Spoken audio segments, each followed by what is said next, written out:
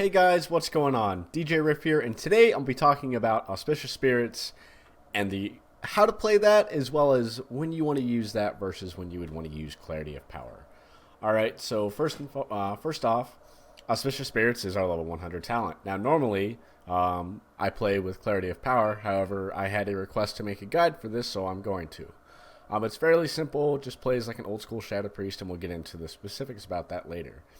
Now, when you're playing with Auspicious Spirits, 9 times out of 10, you're going to want to run with Mindbender as your talent. If you feel that you're going to be using Mind Seer a lot, then go ahead and take Insanity, but really there's not any encounters in Hellfire Citadel that you'll actually be utilizing that. Alright, moving into gear. Now, the stat priority is a little different for Auspicious Spirits. As you can see on the screen, crit is actually our most number one stat, even ahead of intellect and spell power. However, there's a little caveat with that, alright? If a upgrade of an item is going to be 15 item levels higher, roughly, okay, even if it doesn't have crit, then that is an upgrade. However, crit moves further and further away from intellect the higher the number of targets that you have.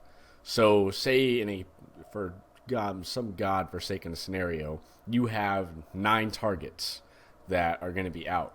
Now, you're going to run into the GCD cap, and not to mention the orb cap, of just trying to get out as many devouring plagues as you can, but in that instance, item level is irrelevant, and you would want to run crit. Now, since that scenario doesn't exist, and the most number of targets that you'll be able to dot at the same time is at max 4, off the top of my head, out of Hellfire Citadel, even on Mythic, so I wouldn't really worry about that too much.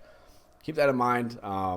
This is just my cop set, just thrown into AS with all my crit stuff thrown on. So, unbuffed, I have 29.99% crit. I don't have my crit food buff, which you want to eat pickled eel for that extra 125 crit, or 250 crit if you are a panda. Night elves, you also get a bonus from this as well, and there's other racials that kind of take into account. Pretty sure the Horde side has one. I just can't remember what it is off the top of my head. So, any gems that you have, you're gonna want to go for crit on those, and for enchantments, same thing. All this stuff that I have, with the exception of this weapon, is all of my cop gear. So it's all going to be haste or mastery or some weird thing, because I have to hit that 35% haste breakpoint. Now, here's where it kind of gets weird, and I'll use this piece as an example. So I have the Seal of the Trader's Counselor, which I believe is from Sakrathar. Let me check that real quick. Yes, this is the one from Sakrathar. Okay, now this is the 2 out of 2 upgraded heroic version. However, it has a socket. Now I have the mythic version upgraded. However, it's only the 15 item level difference is there. However, I get more crit out of this, so this is better for AS. So when I said earlier a 15 item level difference, if it has a socket in there, it completely throws that out of the whack. Like, you need to have like a 30 item level difference. It's kind of ridiculous of how stupid crit scales. All right. So for the trinkets, you're going to run Iron Reaver Piston for the flat crit. If you still have the trinket from BRF off of Mythic Orgorger, which is, I think I still have that somewhere. Here, I'll pull it up this way. I can't actually remember. It's a GSR. I just can't remember. It's Goron Soul Repository. If you have this trinket, this is still a good trinket. However, depending on the fight and proc rate, it could beat out Piston, it could not.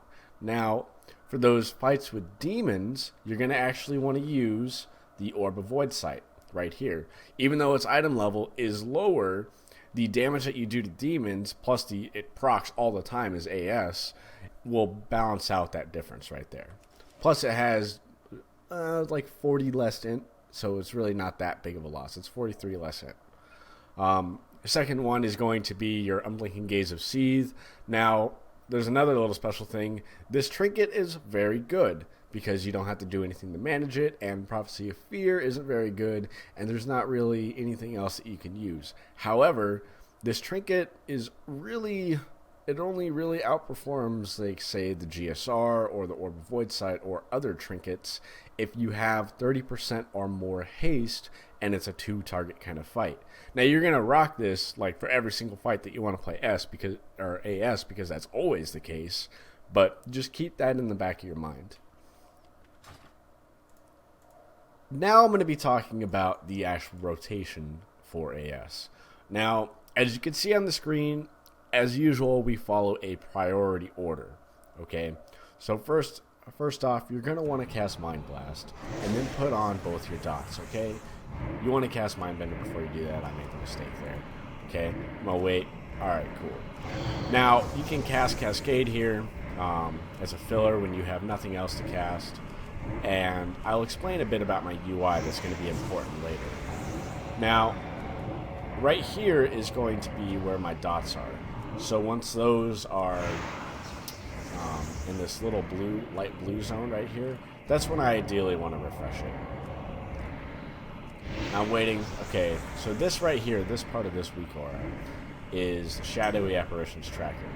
And what that does is whenever a Shadowy Apparition spawns, and you'll see what that looks like in a second when I get another one, this thing right here, and this one, okay?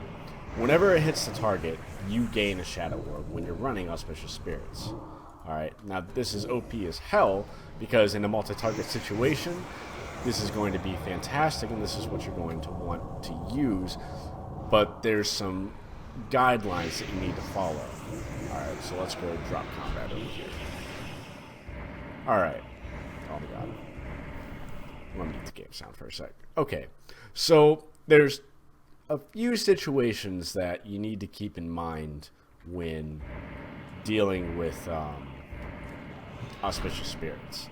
So, Shadow Word Pain is what procs our Shadowy Apparitions, which were the things like the missile kind of like ghost things that you saw flying towards the target earlier.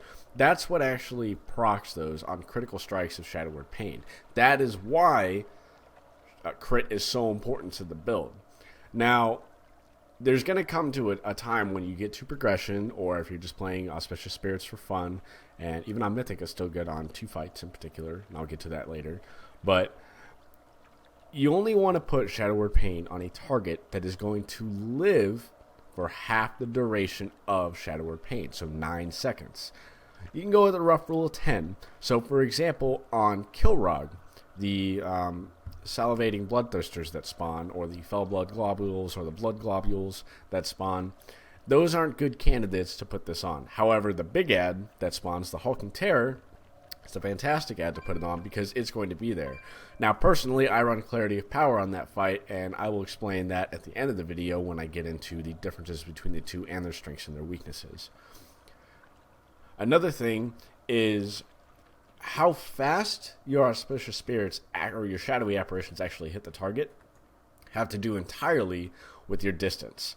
So if I'm standing right here on top of this target, and I put Shadow Word Pain here, right? And that's all I'm going to put on. You saw it for a brief second, boom, again. There's no travel time, and I'm just sitting here gaining orbs, okay? Now, this is not always ideal for you to be in melee, but there's a couple of times that you can kind of use this trick to get ahead.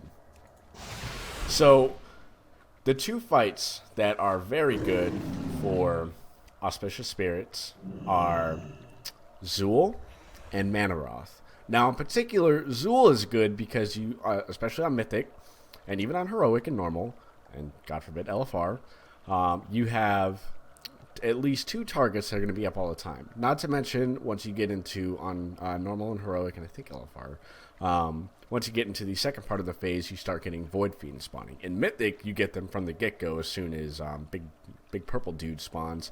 So it gives you a chance to flesh out more Shadow Orbs and just pump and funnel Devouring Plagues into a target. Alright. Now, keep in mind, though, that there is a serious drawback to running Auspicious Spirits.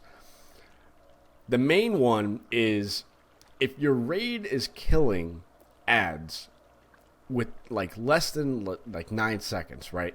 Like Salivating Bloodthirsters on Kilrog, then Auspicious Spirits is not going to perform as well.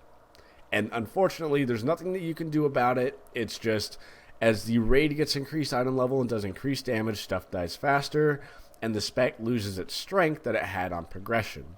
All throughout Blackrock Foundry, it was amazing because, one, because of the tier bonuses, and two, because everything lived, or you didn't have to turn on it, or you can just kind of pad and dot a whole bunch of things and do a bunch of DPS that way.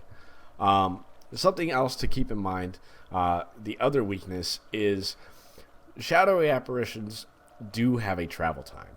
And in that travel time, if they are traveling and they procced off a target, they will fly towards the target that you have selected. That's what they're supposed to do when they spawn. However, if the target that the Shadow Word Pain was on that spawned it dies, that shadowy apparition goes away. Or no, I'm sorry.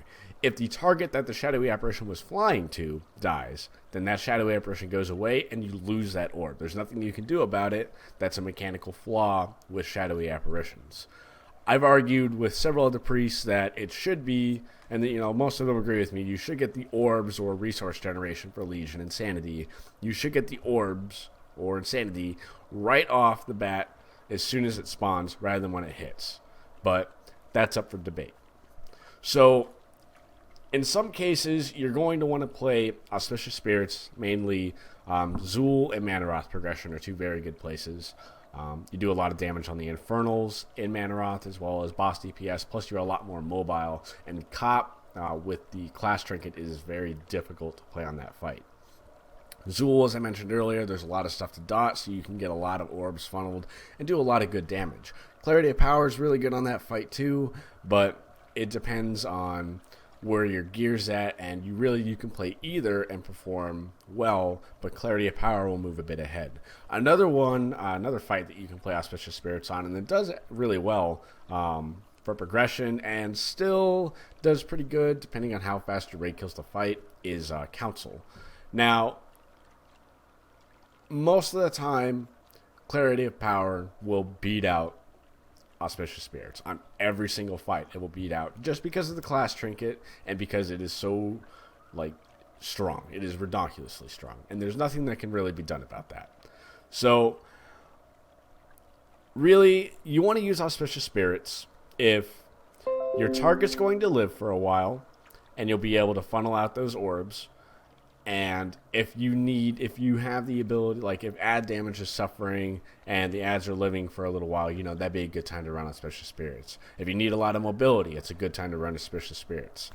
However, Cop outperforms AS 9 times out of 10, and that's just the state of the way things are right now. Thankfully, all that's changing in Legion, and we all have a whole different playstyle. Well, not really a whole different playstyle, but it's going to be different.